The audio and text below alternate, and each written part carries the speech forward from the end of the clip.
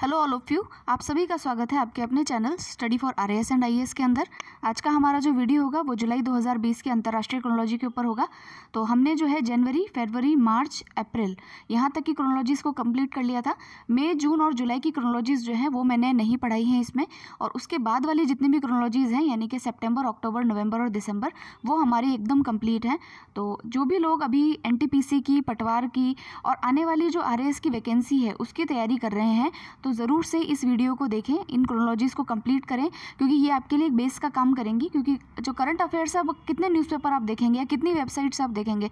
Website पे भी मैंने देखा है कि जब हम देखते हैं तो एज इन इतना मज़ा नहीं आता है, क्योंकि खुद से रीड करते हैं फिर उसको भूल जाते हैं।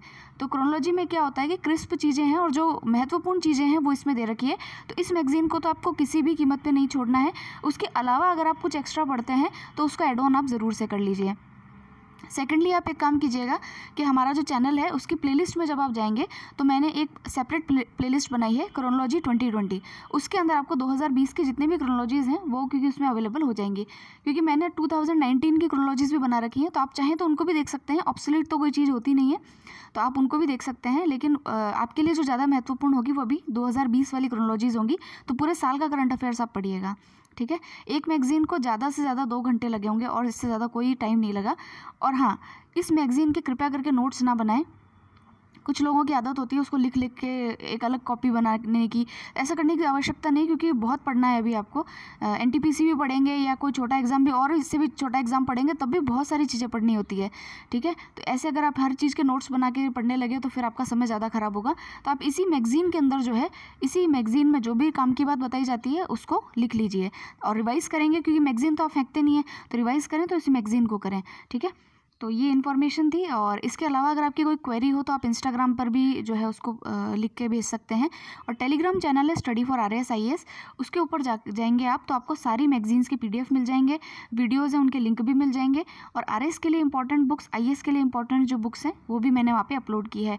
मैंने आपको कहा था कि एक आर एस शर्मा की किताब है एंशिएंट हिस्ट्री की, ठीक है। वो एनसीईआरटी की किताब है जिसको यूपीएससी के अंदर जो है आप लोगों को सजेस्ट किया जाता है, वो मैंने वहाँ पर अपलोड की है। आप उसको पढ़िए। अगर आपको कोई दिक्कत आती है तो आप मुझे कमेंट सेक्शन में बताइएगा, मैं उसका सॉल्यूशन करने की कोशिश करूँगी। और हो सकता है कि मैं उस पर वीडियो भी अपलोड करूँ, क्योंकि हिस्ट्री मेरा खुद का सब्जेक्ट रहा है। तो हिस्ट्री में जो है पढ़ाने में मुझे अच्छा लगता है और क्लैरिटी भी जो है अपेक्षाकृत मेरी उसमें अच्छी है। तो अगर आप चाहेंगे तो मैं पूरी हिस्ट्री जो है आपको कवर करवा दूँगी, चाहे वो आप फिर आईएएस का एग्ज़ाम भी दीजिएगा, आराम से, आपको कोई दिक्कत नहीं आएगी। तो चलिए हम मैगज़ीन को स्टार्ट करते हैं। तो ये जो जुलाई की मैगज़ीन है इसमें पहला पार्ट है हमारा अंतर्राष्ट्रीय परिदृश्य का। तो देखिए, अंतर्राष्ट्रीय परिदृश्य में पहला हमारा आर्टिकल है संयुक्त राष्ट्र सुरक्षा परिषद में भारत का अस्थायी सदस्य के रूप में चयन। तो पहले तो देखो इतिहास पे ही चलते हैं।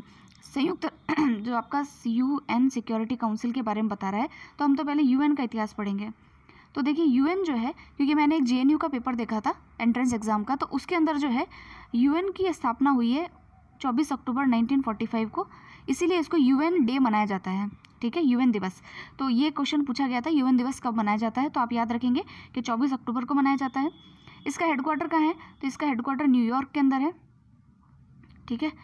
उसके अलावा इसमें भाषाएं कौन कौन सी हैं, तो देखिए इसमें भाषाएं जो इसकी ऑफिशियल लैंग्वेज है, यूएन की ऑफिशियल जो लैंग्वेज है, इस पर भी क्वेश्चन आया हुआ है। तो इसकी 6 ऑफिशियल लैंग्वेजेस हैं। इससे पहले हम ये जान लेते हैं कि इसके जो है 5 जो है परमानेंट सदस्य हैं, ठीक है, और 10 जो है इसके नॉन परमानेंट सदस्य हैं, ठीक है। परमानेंट सदस्य कौन कौन से हैं, तो एक है यूएसए, एक है आपका ब्रिटेन, एक है रशिया, एक है चाइना और एक है फ्रांस, ठीक है। तो ये हो गए 1, 2, 3, 4 और 5। तो अब देखिए यूएसए, ब्रिटेन, रशिया, चाइना और फ्रांस।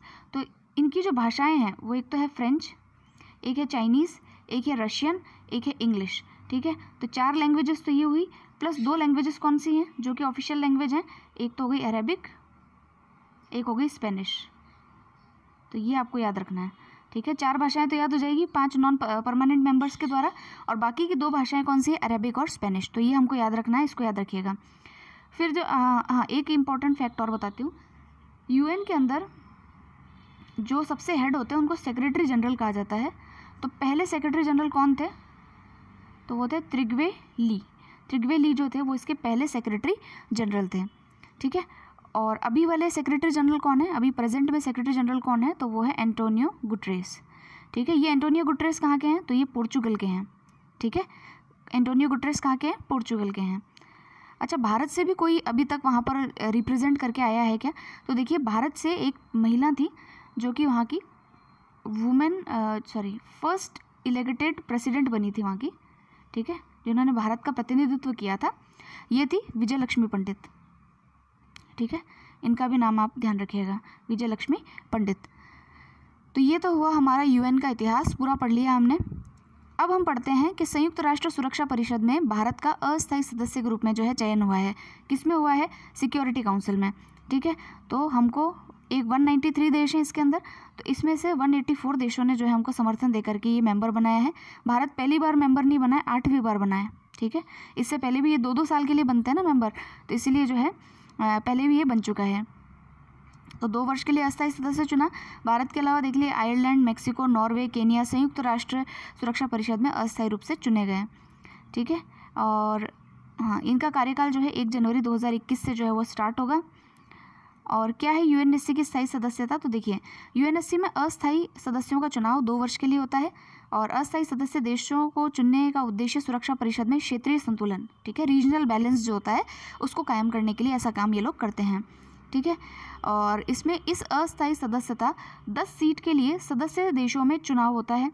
इसमें 5 सदस्य एशियाई या अफ्रीकी देशों से, 2 दक्षिण अमेरिका के देशों से, 1 पूर्वी यूरोप से और 2 पश्चिमी यूरोप या अन्य क्षेत्रों से जो है इनको चुना जाता है। यानी कि एक रीजनल बैलेंस कायम करने के लिए जो है इसको जो है ऐसा कार्य ये लोग करते हैं। फिर ये जो है हमारे किसी काम का नहीं है, तो हाँ इतनी इंपॉर्टेंट चीज़ें हैं। नेक्स्ट हम चलते हैं वैश्विक शांति सूचकांक 2020 के लिए। तो देखिए ऑस्ट्रेलिया का जो एक थिंक टैंक है जिसका नाम है institute of economic and peace, ठीक है, इसने जो है विश्व में शांति के स्तर को बताने के लिए एक सूचकांक जारी किया है जिसका नाम है ग्लोबल पीस इंडेक्स। ठीक है, यानी वैश्विक शांति सूचकांक। ठीक है, जीपीआई 2020 के अनुसार वैश्विक शांति के औसत स्तर में जो है अभी गिरावट देखने को मिली है। यह विगत 12 वर्षों में 9वीं बार है जब वैश्विक शांति स्तर में जो है वो कमी आई है। तो यहाँ देखिए भारत में अगर देखा जाए तो भारत में शांति स्तर में गिरावट नहीं आई है, उसमें वृद्धि हुई है। तो यहाँ पर है north east and north Africa, ये जो क्षेत्र है ये सबसे अशांत क्षेत्र है। विश्व के 10 सबसे अशांत क्षेत्रों में से 4 जो स्टेट्स हैं वो इसी में से हैं। यूरोप विश्व का सबसे शांत क्षेत्र बना हुआ है, यदि भी इस क्षेत्र की शांति में कुछ गिरावट दर्ज की गई है। विश्व के सर्वाधिक शांत 20 देशों में 13 इस क्षेत्र से ही हैं। तो जीपीआई यानी कि ग्लोबल पीस इंडेक्स के 30 सूचकांकों में से 8 सूचकांकों में सुधार हुआ है और 12 में गिरावट दर्ज की गई है। ये एक बेसिक इन्फॉर्मेशन है, लेकिन हाँ हमको थोड़ा सा ध्यान में रहना चाहिए। फिर है शीर्ष स्थान किसका है, तो देखिए आइसलैंड है, न्यूजीलैंड है, पोर्चुगल है, ऑस्ट्रेलिया है, डेनमार्क है। सबसे अशांत क्षेत्रों में ये वाले आते हैं अफगानिस्तान, सीरिया, इराक, दक्षिणी सूडान, यमन। ठीक है, और भारत का स्थान विश्व में 163 देशों के सूचकांक में भारत को इतने स्कोर के साथ 139वां स्थान जो है वो मिला है। फिर भी ठीक ही है हम तो। भारत ने अपनी रैंकिंग में विगत वर्ष की तुलना में 2 स्थानों का सुधार किया है, तो ये सबसे सही चीज़ है। ये हमारे पाकिस्तान 152वीं रैंक पे, चीन जो है 104वें स्थान पर, तो ये सारी चीज़ें। नेक्स्ट जो इंडेक्स है ये इंपॉर्टेंट है क्योंकि ये वर्ल्ड इकोनॉमिक फोरम के द्वारा जो है जारी किया जाता है। WEF के बारे में कई बार पढ़ा दिया है मैंने, और जो है इसके द्वारा कई सारे इंडेक्सेस और भी हैं जो कि इम्पॉर्टेंट है और UPSC RPSC के एग्जाम्स में पूछे जा सकते हैं, पूछे जाते भी हैं। तो देखिए पर्यावरण निष्पादन सूचकांक जिसको हम बोलते हैं environment performance index and EPI। ठीक है, तो ये देखिए कि जो वर्ल्ड इकोनॉमिक फोरम के सहयोग से येल और कोलंबिया यूनिवर्सिटी के द्वारा, ठीक है, 3 लोग, एक तो WEF, फिर है येल यूनिवर्सिटी और कोलंबिया यूनिवर्सिटी, ये इसको जो है संयुक्त रूप से तैयार द्विवार्षिक रूप से जारी करने वाला जो है ये सूचकांक है, 2 साल में एक बार। वस्तुतः पर्यावरण प्रदर्शन सूचकांक येल विश्वविद्यालय के centre for environmental and policy तथा कोलंबिया यूनिवर्सिटी के centre for international earth science information network की संयुक्त पहल है। पर्यावरण प्रदर्शन सूचकांक को विश्व के विभिन्न देशों की सतत स्थिति का आकलन विभिन्न प्रदर्शन आंकड़ों के आधार पर तैयार किया जाता है। तो इसमें और क्या क्या है देख लेते हैं। इसमें जो संकेतक तथा राष्ट्र हैं, तो इसमें देखिए 11 श्रेणियां हैं और 32 निष्पादन संकेतक हैं। शीर्ष स्थान इसमें किसको मिला है, डेनमार्क को मिला है। डेनमार्क है, लग्जमबर्ग है, स्विट्जरलैंड है, UK है, फ्रांस है, ऑस्ट्रिया, ये अच्छे अच्छे देश माने जाते हैं वैसे। हर चीज़ में यही लोग आगे रहते हैं, यूरोपियन कंट्रीज़। फिर देखिए निम्नतम स्थान है Liberia, Myanmar, Afghanistan, Sierra Leone, ठीक है, कोट डाइवरे। भारत को इस सूचकांक में घाना के साथ, ठीक है, 168वें स्थान पर रखा गया है। यानी EPI 2018 में भारत का स्थान था 177वां और अभी हो गया है 168वां, ठीक है।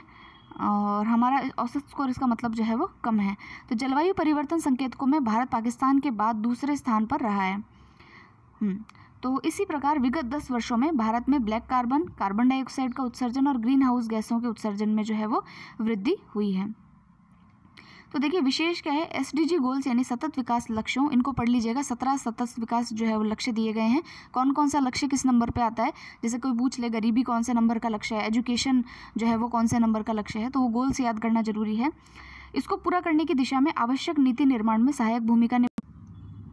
तो ये जो QS वर्ल्ड रैंकिंग है इसको हम देख रहे थे, इसका है क्वेरिस्कुलाई साइमंड्स वर्ल्ड यूनिवर्सिटी रैंकिंग 2021। तो देखिए जितने भी वर्ल्ड की यूनिवर्सिटीज़ है उनको रैंकिंग प्रदान करने का कार्य जो है ये रैंकिंग करती है। इसमें टॉप मोस्ट यूनिवर्सिटी कौन सी है, सेकंड मोस्ट कौन सी है, या लिस्ट में ही कौन सी बाहर है, उससे पता चलता है कि यूनिवर्सिटी में एजुकेशन की गुणवत्ता क्या है।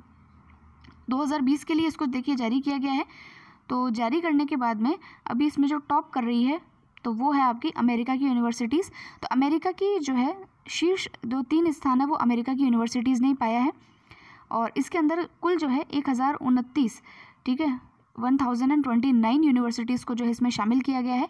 टॉप किसने किया है, तो MIT यूनिवर्सिटी ने टॉप किया है, MIT Massachusetts institute of technology. और ये लगातार 9वें वर्ष जो है प्रथम स्थान पे। इसको याद रखिएगा, QS रैंकिंग के ऊपर एक क्वेश्चन आया था।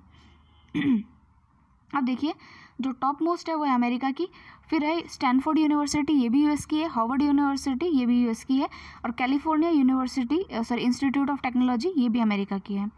फिर ऑक्सफोर्ड है आपका ब्रिटेन का, फिर है ETH Swiss federal institute of technology Switzerland का, कैम्ब्रिज यूनिवर्सिटी, इंपीरियल कॉलेज ये भी ब्रिटेन के हैं, UCL यूनिवर्सिटी ब्रिटेन की है, यूनिवर्सिटी ऑफ शिकागो ये अमेरिका की है।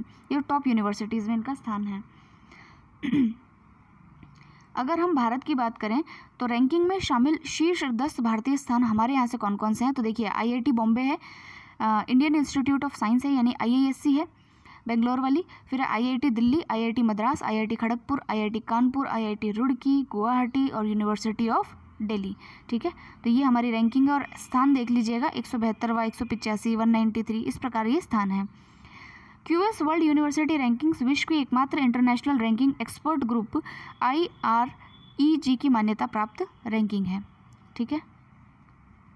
नेक्स्ट है हमारा cost of living survey 2020। America की मानव संसाधन परामर्श फर्म जो है मर्सर, ठीक है, इसने जो है वर्ष 2020 का रहन सहन की लागत सर्वेक्षण यानी कॉस्ट ऑफ लिविंग सर्वे जो है वो जारी किया है। अमेरिका के शहर न्यूयॉर्क को आधार बनाकर किए गए सर्वेक्षण का उद्देश्य काम के लिए अलग अलग शहरों में रहने वाले लोगों, नौकरी पेशा लोगों द्वारा किए जाने वाले खर्च का आकलन करना है। इससे बहुराष्ट्रीय कंपनियों और सरकारों की योजनाओं बनाने में जो है सहायता मिलती है। वैश्विक स्थिति अगर हम देखें तो इस सूची के अंदर हांगकांग शीर्ष स्थान पर है, इसके बाद तुर्कमेनिस्तान का शहर जो है अशगाबाद जो है वो दूसरे स्थान पर, अशगाबाद जो है तुर्कमेनिस्तान में है, फिर टोक्यो, जूरिख स्विट्ज़रलैंड में है, Singapore, New York, Shanghai, burn, Geneva, Beijing, Bharat का तो कहीं नाम ही नहीं आता है। भारत की स्थिति देखिए, इस सर्वेक्षण के अनुसार वैश्विक स्तर पर देश की आर्थिक राजधानी कहा जाने वाला मुंबई शहर विश्व का 60वां सबसे महंगा शहर है। कॉस्ट ऑफ लिविंग के मामले में यह एशिया में 19वें नंबर पर है, ठीक है। तो ये आप देख सकते हैं 60वें नंबर पर है मुंबई, फिर नई दिल्ली है, फिर चेन्नई है, बेंगलुरु है और कोलकाता है। फिर है नेक्स्ट, भारत तथा डेनमार्क के मध्य बिजली क्षेत्र में सहयोग हेतु जो है समझौता साइन किया गया है जिसको मेमोरेंडम ऑफ अंडरस्टैंडिंग कहते हैं। उक्त समझौता ज्ञापन में तट से दूर पवन, दीर्घकालिक ऊर्जा नियोजन, पूर्वानुमान, ग्रिड में लचीलापन, ग्रिड कोडों का सुदृढ़ीकरण, बिजली खरीद समझौतों में लचीलापन, बिजली संयंत्रों के लचीलापन, ये सारी जो चीज़ें हैं, और नवीनीकरण ऊर्जा का उत्पादन, ऐसे क्षेत्र में सहयोग के लिए इन्होंने जो है मेमोरेंडम ऑफ अंडरस्टैंडिंग साइन किया है। और इसके लिए जो है जॉइंट वर्किंग ग्रुप जो है उसको भी स्थापित इन्होंने किया है। नेक्स्ट है, चीन के विरुद्ध अमेरिका सहित 8 देशों का गठबंधन बना। तो देखिए, अमेरिका सहित विश्व के 8 देशों के वरिष्ठ सांसदों ने चीन के विरुद्ध मोर्चाबंदी करते हुए एक गठबंधन बनाया है। तो अमेरिकी सीनेटर मार्को रूबिया के नेतृत्व में बनाए गए इस गठबंधन को चीन पर अंतर संसदीय गठबंधन, inter parliamentary alliance on China नाम दिया गया है। इसमें शामिल कौन कौन से हैं? तो देखिए, जर्मनी है, ब्रिटेन है, जापान है, ऑस्ट्रेलिया है, कनाडा है, स्वीडन, नॉर्वे और यूरोपीय संसद, इसके सदस्य जो है इसमें शामिल हैं। इन सदस्यों का मानना है कि चीन वर्तमान में पूरी दुनिया के सामने चुनौतियां पेश कर रहा है। इस संदर्भ में इस गठबंधन का उद्देश्य चीन से जुड़े मुद्दों पर सक्रियता से रणनीति बनाकर सहयोग के साथ उचित प्रतिक्रिया देना है, ताकि वैश्विक व्यापार, मानव अधिकार और सुरक्षा के लिए चीन के बढ़ते खतरे का मुकाबला किया जा सके। चीन में इस गठबंधन की तुलना 1900 के दशक में ब्रिटेन, अमेरिका, जर्मनी, फ्रांस, रूस, जापान, इटली और ऑस्ट्रिया हंगरी के 8 नेशन अलायंस से जो है इसकी तुलना की जा रही है, जिन्होंने साम्राज्यवाद के विरुद्ध चीन में चलाए गए यूहे तुहान आंदोलन को दबाने की कोशिश की थी। तो देखिए, चाइना एक इंपीरियलिस्ट कंट्री, मैंने पहले ही बताया, साम्राज्यवादी देश है।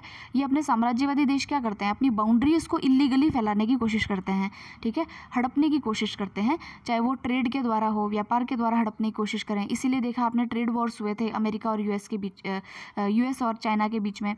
तो ये सारी चीज़ें जो है ऐसे देश जो है जिनकी नीति साम्राज्यवादी रहती है वो करते हैं। इसीलिए कहा जाता है कि हालांकि जो डेमोक्रेसी होती है वो मॉबक्रेसी बन जाती है, लेकिन फिर भी डेमोक्रेसी जो है सबसे बेटर ऑप्शन रहता है। फिर अमेरिका की WHO से संबंध विच्छेद की घोषणा। आप जानते हैं डोनाल्ड ट्रंप ने जो है घोषणा की थी कि हम WHO जो है उससे जो है अपने आप को बाहर ले लेंगे। तो अमेरिका ने WHO के साथ अपने संबंध विच्छेद का कारण WHO का कोरोना वायरस संक्रमण को शुरुआती स्तर पर रोकने में असफल रहना तथा इस पर चीन का पूर्ण नियंत्रण होना जो है वो बताया है। उल्लेखनीय है कि अमेरिका के जो राष्ट्रपति हैं ने विश्व स्वास्थ्य संगठन को अमेरिका द्वारा दी जाने वाले लगभग $45 करोड़ धनराशि रोकने की घोषणा भी जो है वो की है। अब देखिए, WHO जो है ये एक अनुषंगिक इकाई है किसकी? UN की। इसकी स्थापना हुई थी 7 अप्रैल 1948 को। 7 अप्रैल को कौन सा दिवस मनाया जाता है ये आप बताएंगे, क्योंकि दिसंबर की क्रोनोलॉजीज में हमने इसको डिस्कस किया था। इसका मुख्यालय जेनेवा, स्विट्जरलैंड में है।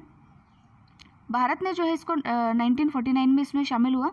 इसके निदेशक है टेड्रोस एडनॉम, ये इथियोपिया के हैं। और उप महानिदेशक जो है वो है सौम्या स्वामीनाथन, ये भारत की हैं। आपने MS स्वामीनाथन का नाम सुना होगा, ग्रीन रेवोल्यूशन जो हमारे यहाँ लेकर के आए थे, उन्हीं की डॉटर हैं ये। और तथा जेन एलिजाबेथ जो है वो ब्रिटेन के हैं, ये इसके उप महानिदेशक हैं, ठीक है। POK में पन बिजली परियोजना हेतु पाकिस्तान व चीन के बीच जो है वो समझौता हुआ है। तो इसका नाम क्या है? इसका नाम है कोहाला पन बिजली परियोजना। तो इसके लिए चीन के 3 गॉर्ज कॉरपोरेशन और पाकिस्तान अधिकृत कश्मीर के प्राधिकरण और PPIB के बीच जो है त्रिपक्षीय समझौता जो है वो किया गया है। नेक्स्ट है, हाँ, यह परियोजना जो है चीन पाकिस्तान गलियारे यानी CPEC जो है, CPEC आप समझते होंगे, मेरे को उम्मीद है, मैंने पढ़ाया भी है पहले आपको। देखिए, CPEC क्या है कि चाइना की एक पॉलिसी है BRI, belt and road initiative. उसके तहत ये क्या कर रहा है? इससे पहले उसकी पॉलिसी थी स्ट्रिंग ऑफ पर्ल्स, ठीक है, मोतियों की माला ऐसे करके बोल सकते हैं इसको। तो जो देश हैं, जैसे यहाँ चाइना है, तो यहाँ से आने वाले जो देश हैं उनको जो है एक रास्ते से जोड़ दिया जाएगा। अगर रोड रास्ता है तो रोड के रास्ते से BRI इसको कहा गया है, या फिर मैरीटाइम रूट से, जिसको हम सिल्क रूट बोलते हैं, मैरीटाइम सिल्क रूट, ठीक है, यानी कि जो आपका जलीय जो मार्ग है उससे जोड़ने की ये कवायद है। इससे क्या होगा कि इन देशों को लिंक करके जो है ट्रेड और व्यापार इन सबको जो है बढ़ाने का काम किया जाएगा। भारत ने BRI में शामिल होने से मना कर दिया। उसने ऐसा इसलिए कहा क्योंकि चाइना का जो ये BRI प्रोजेक्ट है, इसमें से एक जो इसका रोड प्रोजेक्ट है वो पाकिस्तान के POK से जा रहा है, ठीक है, POK से होता हुआ ये प्रोजेक्ट जा रहा है। तो POK में जाने से हमने इस पर आपत्ति दर्ज कराई थी कि यहाँ से ये प्रोजेक्ट नहीं जाना चाहिए क्योंकि ये विवादित क्षेत्र है, लेकिन चाइना ने इस पर कोई एक्शन नहीं लिया। वहाँ से जो मार्ग जा रहा है उसी को CPEC कहा जाता है, ठीक है, चाइना पाकिस्तान इकोनॉमिक कॉरिडोर, ठीक। फिर है यह परियोजना झेलम नदी पर स्थापित की जाएगी और इस परियोजना के बनने से पाकिस्तान के उपभोक्ताओं को लगभग 5 अरब यूनिट सस्ती व स्वच्छ बिजली मिल सकेगी। इससे पूर्व पाकिस्तान व चीन ने POK के गिलगित बाल्टिस्तान में सिंधु नदी पर जो है डाइमर भाषा डैम बनाने की जो है इसके लिए भी जो है इन्होंने अनुबंध किया था। भारत द्वारा पाकिस्तान अधिकृत कश्मीर में बनाए जाने वाले इन दोनों परियोजनाओं का विरोध जो है वो किया जा रहा है। हम विरोध ही करते हैं, कड़े शब्दों में निंदा करते हैं, तो हमने वो भी यहाँ पर भी किया है। एक तो कोहाला जल विद्युत परियोजना में और डाइमर भाषा बांध जो है, इन दोनों के लिए हमने बहुत जो है इनकी निंदा की है। फिर आ जाओ, रूस ने साइबेरिया में आपातकाल की घोषणा की। रशिया को आप जानते हैं, मैप पे लोकेट कर लीजिएगा, रशिया किस तरफ पड़ता है, राजधानी देख लीजिएगा। रूस के राष्ट्रपति जो हैं उन्होंने रूस के सुदूर उत्तर में आर्कटिक सर्किल की एक नदी में लगभग 20,000 टन तेल रिसाव के बाद साइबेरिया में आपातकाल की घोषणा जो है वो कर दी है। साइबेरिया के नोर्लिस्क शहर स्थित इसका नाम है नादेंजर्स्की धात्विक प्लांट की सहायक कंपनी जो है नोर्लिस्क निकेल के पावर प्लांट के टैंक से जो है इतना तेल का रिसाव हुआ है, जो कि वहाँ की अम्बारनिया रिवर में जो है वो फैल गया है। नदी का नाम याद रखिएगा, नदी का नाम पूछा जा सकता है, यूपीएससी के फेवरेट टॉपिक, नदी, पहाड़, ठीक है, कोई स्टेट को क्या कहते हैं, जल संधि, इस प्रकार के सवाल वो पूछता है। यह नदी पर्यावरण रूप से संवेदनशील आर्कटिक महासागर की ओर जाती है। इस नदी में जो है तेल रिसाव से साइबेरिया क्षेत्र में जल और मृदा संकट जो है वो उत्पन्न हो गया है। और यहाँ उल्लेखनीय बात क्या है कि नॉर्लिस्क निकेल जो है विश्व की अग्रणी निकेल और पैलेडियम उत्पादक कंपनी है। नेक्स्ट है, अमेरिका G7 कृत्रिम मेधा समूह का हिस्सा बना है।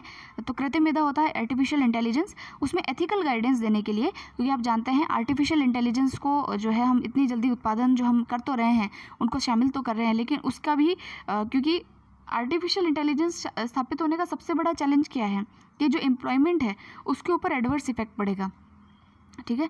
तो उसके लिए कुछ जो है एथिकल गाइडलाइंस जो है ये लोग बना रहे हैं, तो उसके परिप्रेक्ष्य में जो है ये है। तो उल्लेखनीय है कि G7 के राष्ट्रीय प्रौद्योगिकी मंत्रियों के मध्य 28 मई को संपन्न वर्चुअल बैठक के बाद उक्त साझेदारी जो है वो लोग इन्होंने की है। नेक्स्ट है, पर्यावरण क्षेत्र में सहयोग पर भारत भूटान समझौता ज्ञापन को कैबिनेट ने मंजूरी दी है। तो पर्यावरण के लिए हमने जो है इसके साथ में भी कुछ समझौता किया है और तिथि से 10 वर्ष की अवधि के लिए लागू होगा।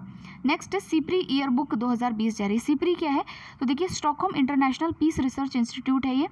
तो इसने जो है अपने आर्मामेंट, डिसआर्मामेंट और इंटरनेशनल सिक्योरिटी उसके शीर्षक से किताब जारी की है, जो कि विश्व सैन्य व्यय, अंतर्राष्ट्रीय हथियार हस्तांतरण, हथियार उत्पादन, परमाणु बल, सशस्त्र संघर्ष और बहुपक्षीय शांति अभियानों तथा हथियारों के नियंत्रण, शांति के महत्वपूर्ण पहलुओं के विश्लेषण, इससे जो मुद्दे हैं, ठीक है, उस पर ये जो है कार्य करेगी।